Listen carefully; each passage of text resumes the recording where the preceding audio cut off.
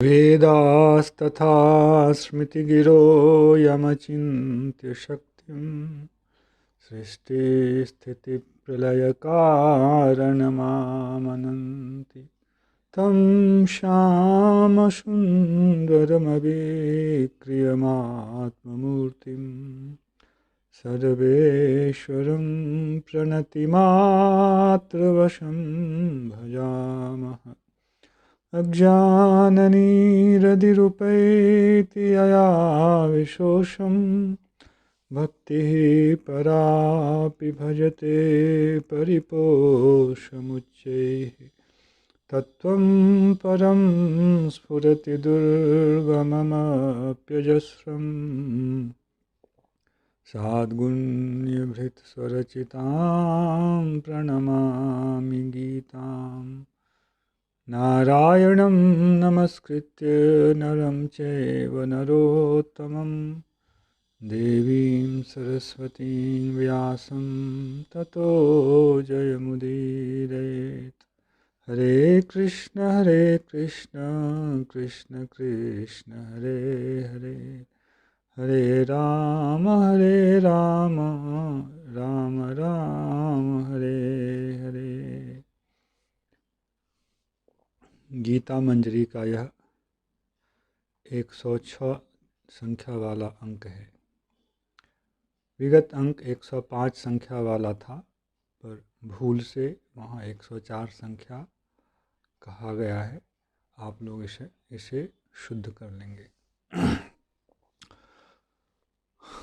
विगत मंजरी में हम लोगों ने श्लोक संख्या 226 के अंतर्गत चार्वाक मत के अनुसार नित्य उत्पन्न होने वाला जो आत्मा है, जो देह से भिन्न नहीं है, उसके अनुसार क्यों अर्जुन को शोक नहीं करना चाहिए, इसके संबंध में श्रवण किया। आज 226 में ही जो दूसरा पक्ष है, नित्यं वा मन्यते मन्यसे मृतम। अर्जुन, यदि तुम आत्मा को नित्य ही मरने वाला समझते हो, तब भी तुम्हें शोक करना उचित नहीं है। यह मत जो है, यह भी एक नास्तिक मत है और इस मत का प्रचलन बौद्ध दर्शन में है। चार्वाक दर्शन आत्मा को नित्य उत्पन्न मानने वाला है। जो नित्य उत्पन्न है वह नित्य मरेगा, यह एक पक्ष हो जाता है, पर उनका बल जो है आत्मा प्रतिक्षण उत्पन्न होने वाला है और देह से भिन्न नहीं है। और जो बौद्ध मत है, इस मत में आत्मा को विज्ञान स्वरूप माना जाता है, किंतु इसे प्रतिक्षण विनाशी माना जाता है। प्रतिक्षण में ही इसका नाश हो रहा है। तो इस दृष्टि से भी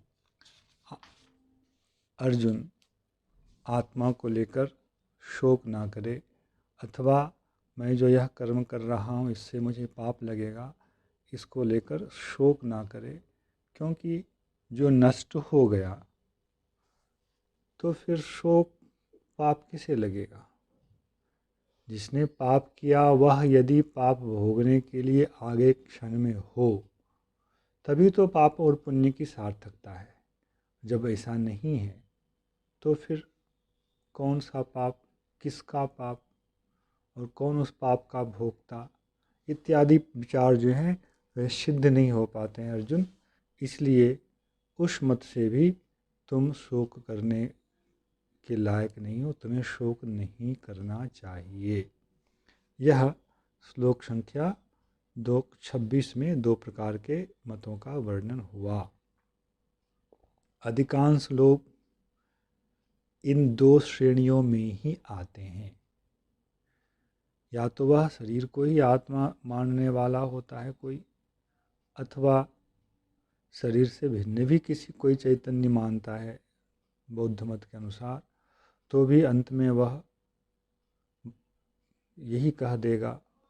खासकर बौद्ध मत में जो वैभाषिक मत है उनका यह सिद्धांत है। यद्यपि पुनर्जन्म की मान्यता बौद्ध मत में भी है, तो बौद्ध में भी 4 प्रकार के मत हैं, उन जटिलताओं में अभी हम ना जाएं तो ज़्यादा अच्छा है। आज श्लोक संख्या 227 को हम लोग श्रवण करें। जातस्य हि ध्रुवो मृत्युर्ध्रुवं जन्म मृतस्य च तस्मात् अपरिहार्येऽर्थे न त्वं शोचितुमर्हसि। नित्य उत्पन्न आत्मा और नित्य ही मृत आत्मा, मरने वाला, इस 2 पक्ष को कहने के बाद भगवान एक तीसरा पक्ष उठा रहे हैं। जातस्य ही ध्रुवो मृत्युर्ध्रुवं जन्म मृतस्य च। इस सिद्धांत में आत्मा देह से भिन्न भी है और आत्मा नित्य भी है।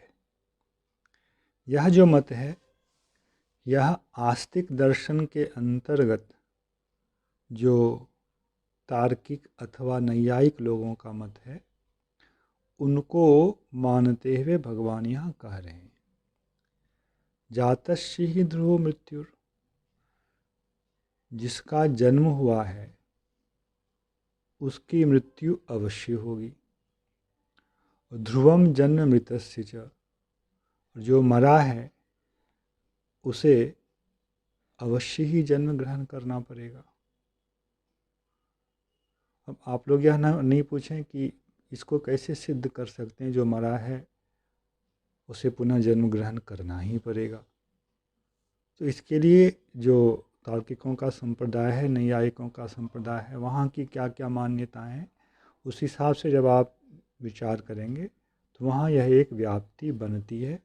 दास भी इस विषय में थोड़ा सा संकेत यहाँ देगा इस विषय को लेकर, पर पहले यह देखना है कि इस पंक्ति से कैसे यह सिद्ध हुआ कि आत्मा देह से भिन्न है और वह नित्य है। जातस्य ही ध्रुवो मृत्युर, उत्पन्न हुआ किसी समय आज से 50 वर्ष पहले, भगवान बोल रहे हैं उसकी मृत्यु निश्चित है, 100 वर्ष बाद वह मरेगा। 100 वर्ष तो वह है, इतना तो आपने समझ लिया। और फिर जो कह रहे हैं ध्रुवम जन्म मृतस्य च, जो मर गया वह फिर जन्म लेगा। स्पष्ट है मरना किसी और का हो रहा है,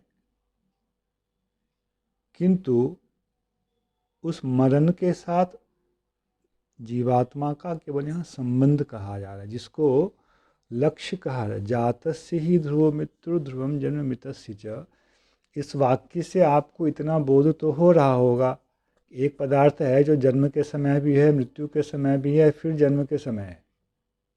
इसलिए वह पदार्थ तो नियत है, पर उससे संबंधित किसी वस्तु के जन्म और मृत्यु को यहाँ लक्ष्य किया जा रहा है। यही समझने की बात है। जो उत्पन्न हुआ उसका विनाश निश्चित है, उसकी मृत्यु निश्चित है, और जिसकी मृत्यु हुई उसका पुनः जन्म निश्चित है। ऐसा यह तभी हो सकता है जब उसमें एक वस्तु जो है वह सर्वदा कॉमन रहे, वह उसमें नियत रूप से विद्यमान रहे। इसलिए इस मत में आत्मा देह से अतिरिक्त है, देह को ही आत्मा नहीं कहा गया, क्योंकि मृत्यु और जन्म इस देह का होता है, किंतु उस आत्मा के साथ इस देह का संयोग और वियोग होता है। जब उस आत्मा के साथ इसके इस शरीर के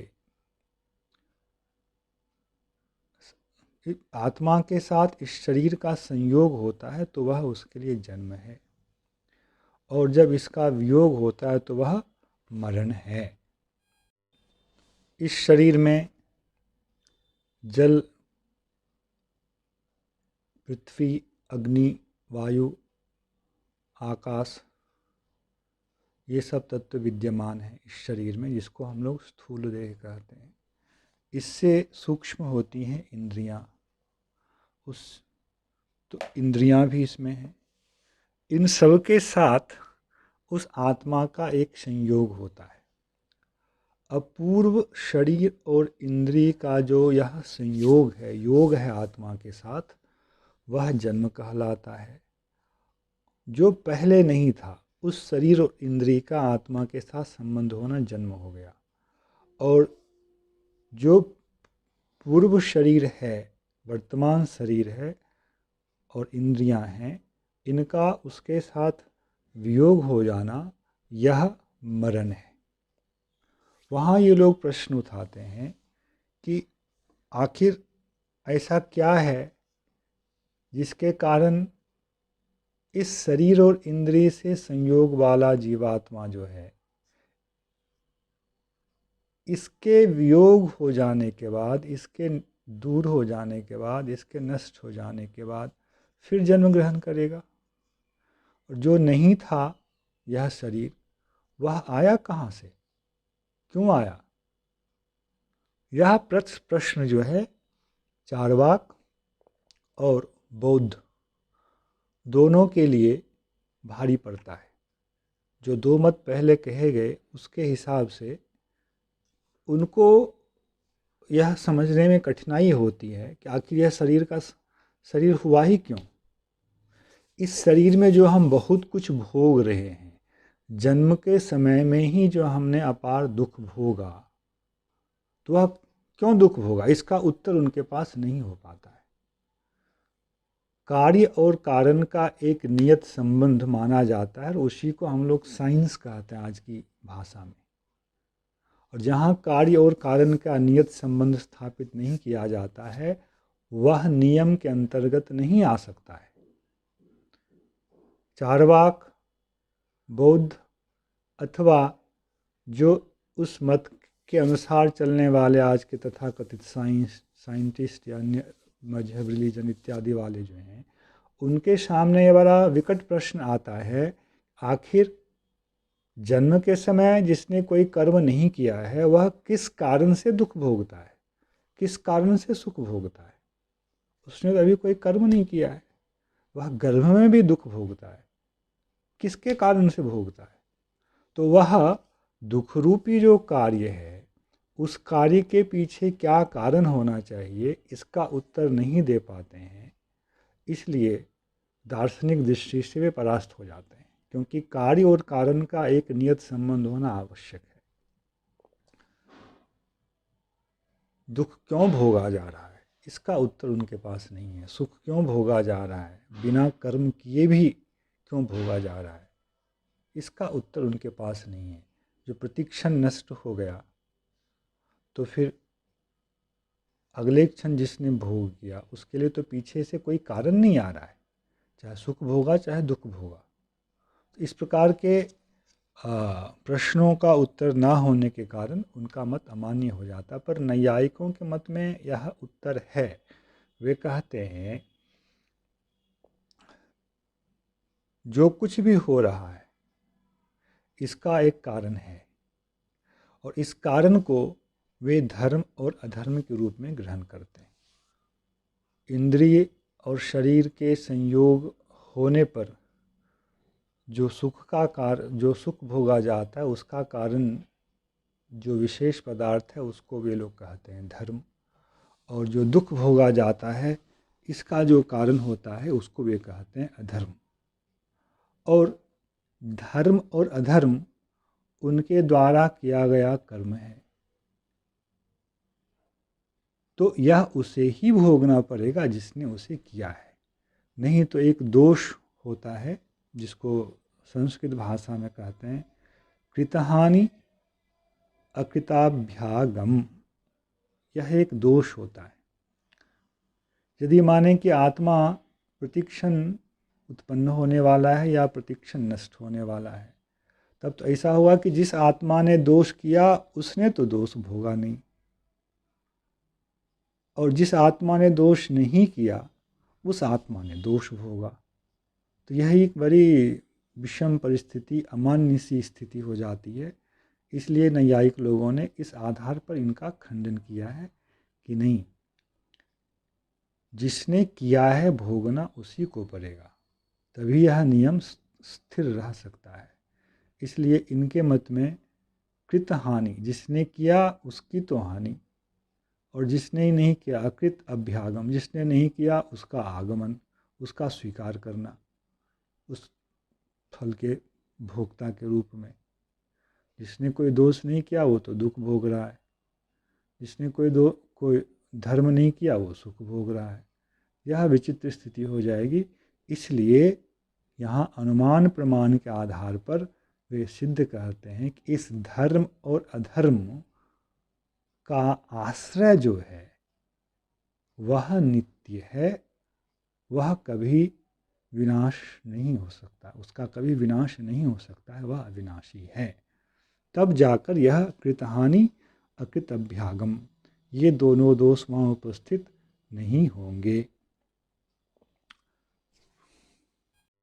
अतः इस मत में धर्म और जो अधर्म, इसका भी एक कारण है। कर्म करने के बाद ही धर्म और अधर्म होगा, जिसको लेकर अर्जुन पाप का भय देख रहे हैं अपने लिए कि मैं ऐसा करूँगा तो अधर्म होगा, वह पाप होगा। तो वह जो कृत्य है, वह जो कर्म है, उस कर्म से जो धर्म उत्पन्न होगा तो वह उस कर्म का आश्रय, और यदि शरीर को कर्म का आश्रय मानेंगे तो शरीर के नष्ट हो जाने के बाद फिर उस कर्म का आश्रय कौन होगा? नहीं हो सिद्ध हो सकता। इसलिए कर्म से उत्पन्न, कर्म का जो करता है और कर्म से उत्पन्न होने वाला जो धर्म और अधर्म है, इसका आश्रय जो है उसे एक वस्तु को होना पड़ेगा, और वह नित्य वस्तु कहलाता है, और वही मुख्य है, उसी को हम लोग आत्मा कहते हैं। उस आत्मा के साथ जो इंद्रिय और शरीर का संबंध है वह वहाँ गौण है, वह मुख्य नहीं। वह जो शरीर और इंद्रिय है उसको भगवान ने कहा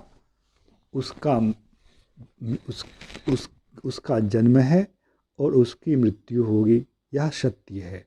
जातस्य ही ध्रुवो मृत्यु। उस आत्मा के संबंध से धर्म और अधर्म के अनुसार जिस इंद्रिय और शरीर की प्राप्ति हुई है उसका मरना ध्रुव है, निश्चित है। और इस प्रकार से जिस शरीर और इंद्रिय का संयोग जो था वह शरीर के मर जाने से नष्ट हो गया, तब भी जो बच गया आत्मा, उसका पुनः जन्म जो है, मृतस्य जन्म च, मरे हुए का पुनः जन्म होगा। अर्थात उसको एक नए इंद्रिय और शरीर की प्राप्ति होगी उसके पिछले किए हुए धर्म और अधर्म के अनुसार। इसलिए तस्मात् अपरिहार्येऽर्थे न तुम शोचितुमर्हसि। इस मत को भी अर्जुन यदि तुम स्वीकार करो तो आत्मा नित्य ही है और अपने धर्म और अधर्म के अनुसार उनको पुनः जन्म और मृत्यु के प्रवाह में चलना ही पड़ता है। इसलिए भी तुम शोक मत करो इनके विषय में, तुम अपने स्वधर्म का पालन करो। क्यों? क्योंकि तुम यदि अपने स्वधर्म का पालन नहीं करोगे तो कर्म से च्युत होने के कारण तुम स्वयं ही पाप के भागी बन जाओगे। तुम जो सोच रहे हो कर्म करने से पाप का भागी बनूंगा, वैसा नहीं होगा। कर्म नहीं करने से तुम पाप के भागी होगे। तो धर्म किससे होता है, अधर्म किससे होता है, यह सब एक विचारणीय विषय फिर यहाँ उस उपस्थित होता है, पर वह आगे विषय आएगा। हम लोग अभी यही सोचे जाने कि तार्किक मत के द्वारा, नैयायिकों के मत के द्वारा चार्वाक और बौद्ध मत का भगवान ने खंडन किया, और नैयायिकों के मत के अनुसार आत्मा नित्य होने पर भी शरीर और देह के साथ इसका नियत संबंध नहीं होता है। इस शरीर के माध्यम से आत्मा जो कुछ करता है उस किए हुए के द्वारा जो उत्पन्न धर्म और अधर्म है उसको भोगने के लिए उसे पुनः शरीर को प्राप्त करना पड़ता है, फिर पुनः वह धर्म और अधर्म करता है, और यह परंपरा चलती रहती है। आत्मा तो नित्य ही होता है, वह धर्म और अधर्म का आश्रय होता है। जय श्री कृष्ण। हरे कृष्ण कृष्ण कृष्ण हरे हरे, हरे राम राम राम हरे हरे।